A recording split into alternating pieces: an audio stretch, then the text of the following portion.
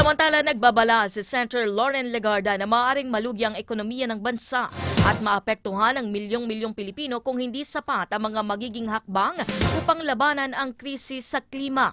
Sa paglunsad ng Accelerating Climate Action Transformation o ACT Local Program sa Sibalom Antique, binigyan diin ni Legarda na maaaring malugi ng 466 billion pesos kada taon sa produktibidad ng bansa sa pagsapit ng taong 2030 dulot ng matinding init.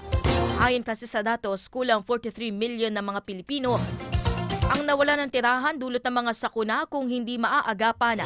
Maaring bumaba hanggang 13% ang gross domestic product ng bansa pagsapit po ng 2040.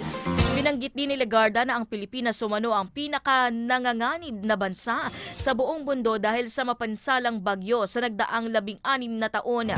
Ayon sa Senadora, dapat palakasin ang Local Climate Change Action Plans o LCCAPS upang maprotektahan ang komunidad laban sa epekto ng kalikasan at bagaman may suporta mula sa pamahalaan, mahalagang magsimula ang pagkilos sa mismong karanasan at partisipasyon ng lokal na komunidad.